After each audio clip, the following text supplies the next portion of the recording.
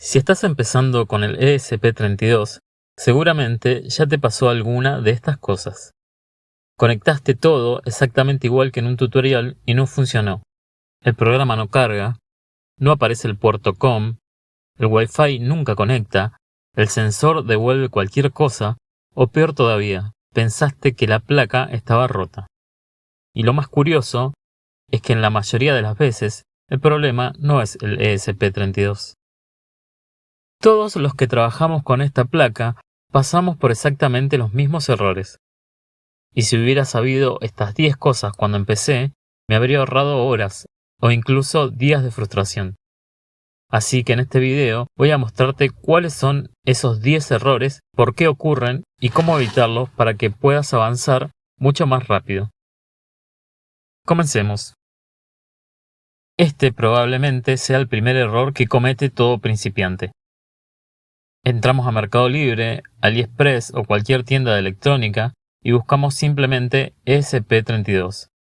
Y aparecen decenas de modelos. Como todos dicen ESP32, pensamos que son exactamente iguales. Pero no lo son.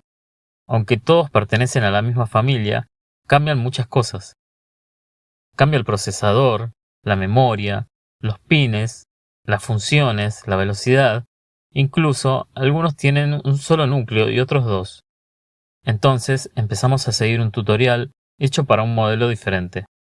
Y de repente un pin no existe, el Wi-Fi no funciona o el código directamente no compila. Mi consejo es muy simple. Antes de empezar cualquier tutorial, verifica exactamente qué modelo utiliza el autor. Esto te va a ahorrar muchísimos dolores de cabeza. Una de las cosas que más confunde cuando empezamos es pensar que todos los pines sirven para cualquier cosa. Y no es así. El ESP32 tiene pines especiales. Algunos solamente funcionan como entrada, otros intervienen durante el arranque, y algunos cambian completamente el comportamiento de la placa si conectamos un componente ahí. Por ejemplo, imaginemos que conectamos un pulsador en uno de los pines de arranque. Apretamos el botón, reiniciamos la placa, y de repente el ESP32 deja de iniciar. Pensamos que se rompió, que el programa tiene errores, que el cable USB falla, y en realidad solamente elegimos un pin incorrecto. Por eso siempre recomiendo tener a mano el pinout del ESP32. No hace falta memorizar todos los pines. Lo importante es saber cuáles conviene utilizar y cuál es mejor evitar. 5 minutos mirando el pinout pueden ahorrarte una tarde completa buscando un problema inexistente. Este error es muchísimo más común de lo que parece. El ESP32 consume muy poca corriente por sí solo, pero cuando empezamos a agregar componentes, pantallas LCD, relés, sensores, módulos Wi-Fi, servomotores, la historia cambia completamente. Muchos principiantes alimentan absolutamente todo desde el pin de 3,3 voltios del ESP32, y después aparecen problemas muy difíciles de entender. La pantalla parpadea, el Wi-Fi se desconecta, el microcontrolador se reinicia solo, los sensores entregan valores erráticos y pensamos que el código tiene errores, cuando en realidad el problema es eléctrico. Siempre que agregues varios módulos, pregúntate una cosa: ¿la alimentación es suficiente? En muchos proyectos alcanza con alimentar el ESP32 mediante un buen cable USB. Pero cuando el consumo aumenta, quizás necesites una fuente externa adecuada. La estabilidad de un proyecto empieza por una buena alimentación. No importa qué tan bueno sea el programa, si la tensión baja o aparecen caídas de voltaje, el comportamiento será impredecible. Este error suele aparecer incluso antes de escribir una sola línea de código. Compras tu ESP32, lo conectas a la computadora, abrís Arduino IDE y buscas la placa, pero no está. Entonces, elegís cualquier otra placa, por ejemplo Arduino Uno, y tratás de cargar el programa. El resultado, ya te lo imaginás. Errores por todos lados, y uno piensa, ¿me vendieron una placa fallada? Lo que ocurre es que el Arduino IDE no trae soporte para ESP32 de fábrica. Hay que instalarlo desde el gestor de placas. Es un paso que se hace una sola vez, pero si no lo conoces, podés perder una hora buscando un problema que no existe. Y ya que estamos hablando de esto, te doy otro consejo. Cuando instalas el soporte para el ESP32, manténlo actualizado. Las versiones nuevas corrigen errores, agregan funciones, mejoran la compatibilidad con nuevas placas.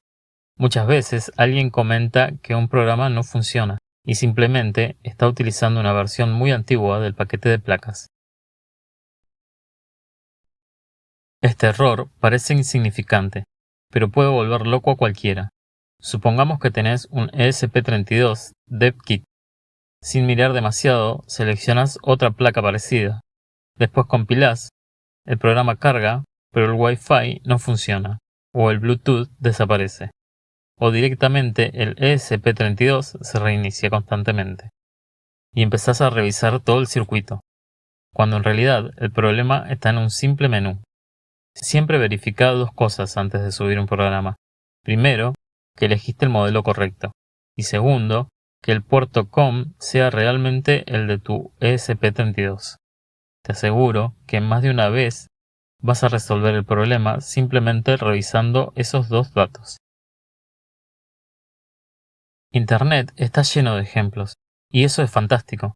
El problema aparece cuando copiamos un programa completo esperando que funcione exactamente igual en nuestro proyecto.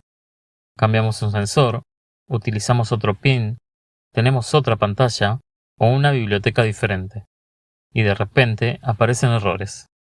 Entonces empezamos a cambiar líneas al azar, esperando que mágicamente funcione.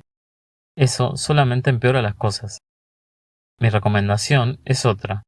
Cuando copies un ejemplo, léelo.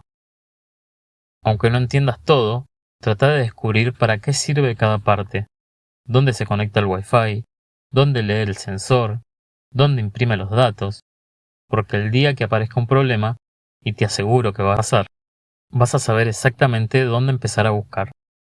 Programar no es memorizar código, es entender cómo funciona. Si tuviera que elegir una sola herramienta para depurar proyectos con ESP32, sería el monitor serie, y sin embargo, muchísimos principiantes ni siquiera lo abren. Imaginemos esta situación. El ESP32 no conecta el Wi-Fi. La pantalla permanece en blanco. El sensor parece no responder. ¿Qué hacemos normalmente? Revisamos cables, cambiamos sensores, probamos otro programa. Pero mientras tanto, el ESP32 probablemente ya nos esté diciendo exactamente cuál es el problema. Tal vez aparece un mensaje indicando que la contraseña de Wi-Fi es incorrecta, que el sensor no fue encontrado o que la dirección I2C es distinta. Toda esa información aparece en el monitor serie. Por eso, cuando un proyecto no funciona, antes de tocar un solo cable, abrí el monitor serie. Muchas veces, la respuesta ya está escrita ahí. Este es, sin duda, uno de los errores más frustrantes.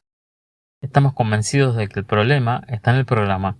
Entonces empezamos a cambiar líneas de código. Agregamos delay, modificamos variables, cambiamos librerías, buscamos otro ejemplo en Internet, y después de una hora descubrimos que un cable estaba conectado en el pin equivocado. Cuando un proyecto deja de funcionar, lo primero que tenés que hacer es olvidarte del código por un momento y revisar el hardware. ¿El sensor está realmente alimentado? ¿El cable de datos está donde dice el programa? ¿La protoboard hace buen contacto? ¿No moviste un cable sin darte cuenta?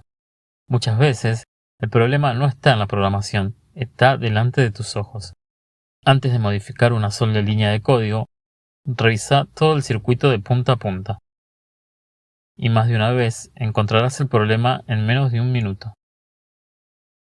Este error es muy común porque todos empezamos con mucha ilusión. Compramos una ESP32, una pantalla LCD, 3 sensores, un módulo de relés, un buzzer y pensamos, voy a conectar todo junto. Resultado, nada funciona. Y no sabemos por dónde empezar. Mi consejo es exactamente el contrario. Construí el proyecto de a una pieza. Primero, hacé parpadear un LED. Después, conectá un sensor. Cuando funcione, agrega una pantalla, después el Wi-Fi, y recién, cuando cada parte funcione por separado, unilas todas. Es muchísimo más fácil encontrar un error cuando solamente cambiaste una cosa. Los proyectos grandes no se construyen de una vez, se construyen paso a paso, exactamente igual que una casa. Primero los cimientos, después las paredes y recién al final el techo. Quisiera dejar este error para el final porque para mí es el más importante. Todos los errores anteriores tienen solución, pero este depende únicamente de vos. Cuando vemos un tutorial en YouTube, parece que todo sale perfecto. El programa compila, el sensor funciona, la pantalla enciende, y en 10 minutos el proyecto está terminado. Lo que no vemos son las horas de prueba que hubo antes de grabar ese video, los errores, los cables mal conectados, las librerías que no funcionan, los programas que se colgaban. Eso también nos pasa a quienes hacemos tutoriales. La diferencia es que nosotros ya sabemos que equivocarse forma parte del proceso. Nadie aprende electrónica, nadie aprende programación y nadie aprende ESP32 sin cometer errores. Cada problema que resolves hoy es un problema menos que vas a tener mañana. Así que cuando un proyecto no funcione, no pienses que no servís para esto. Pensá simplemente que acabas de descubrir una forma más de cómo no hacerlo. Y eso también es aprender. Si llegaste hasta acá, seguramente ya evitaste varios dolores de cabeza. Y si todavía no empezaste con el ESP32, guarda este video porque tarde o temprano alguno de estos errores te va a tocar. Lo importante no es no equivocarse. Lo importante es saber encontrar el problema. Porque cuando aprendes a diagnosticar errores, empezás a disfrutar realmente de crear proyectos. Contame en los comentarios cuál de estos errores ya cometiste, o cuál agregarías a esta lista. Me interesa mucho leer sus experiencias porque seguramente entre todos podemos ayudar a quienes recién están empezando. Y si este video te resultó útil, no olvides darle un me gusta y suscribirte. En este canal estamos aprendiendo ESP32 desde cero, haciendo proyectos reales, paso a paso y explicando cada detalle para que cualquiera pueda seguirlos. Nos vemos en el próximo video.